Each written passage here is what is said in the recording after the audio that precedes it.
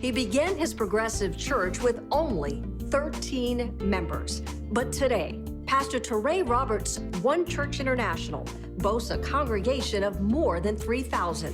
An author and visionary who aims to inspire rather than preach, Roberts' ministry has a strong following in the entertainment industry, a group that he believes has been largely rejected by the Christian community. Roberts is also the founder of the Artist Resource Center, a nonprofit that offers access to resources, entertainment and technology training, and several state-of-the-art multimedia facilities for up-and-coming artists in Hollywood. Passionate and dedicated, Roberts is not only fulfilling his calling, but helping others to pursue theirs. So you are pastor of One Church International in Hollywood, California.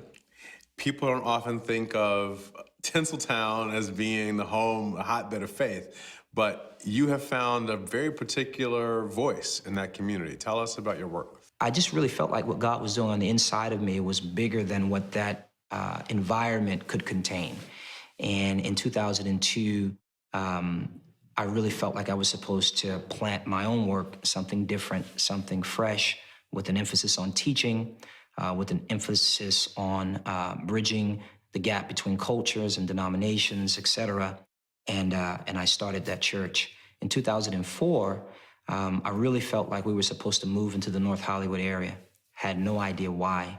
But when I got there, young Hollywood was the fastest growing demographic in our church, and they seemed to be really assigned to the message that I was sharing.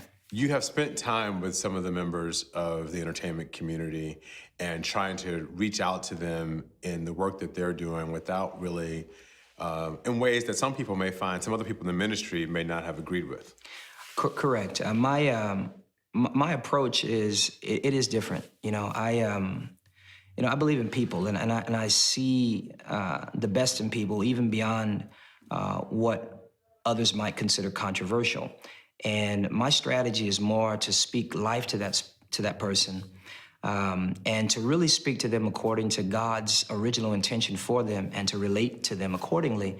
And that actually brings out their highest self.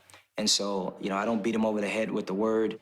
Most people at the end of the day know when they're doing something wrong. They don't actually need you to point that out.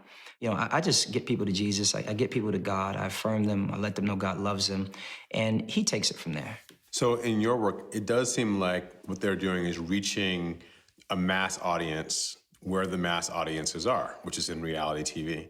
In your work, do you use media and technology a lot in your ministry? Yeah, we certainly do. We have, our churches, we have about 3,500 members locally, but our online following, those that watch us via live stream weekly, is over 5,000. And so we believe in the power of media. We believe that the day of your reach being confined or limited to the confines of your church, if that is the reach of your church, then I believe that you're actually not maximizing your potential. That's not to take away from churches that don't use media, but I believe that media is a great tool to get your message across. I've got people that follow us from all over the world. So we use it, we believe in it. We create a lot of content that we put out there, and people are blessed by it. What is the Artist Resource Center? The Artist Resource Center is a separate nonprofit. It doesn't have a religious association to it, although most of the people that work there believe the way I believe. But it's several multimedia spaces that empower artists, that train artists, that equip artists to bring out the gift that's been placed on the inside of them.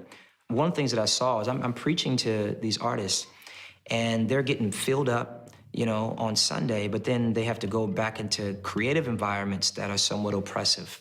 And basically having to hear the same message over and over again. So I said, if I'm going to be a good spiritual father, I need to create creative spaces that will give them the tools and the resources that they need to be successful in their craft. What has impacted you the most personally and professionally throughout your ministry?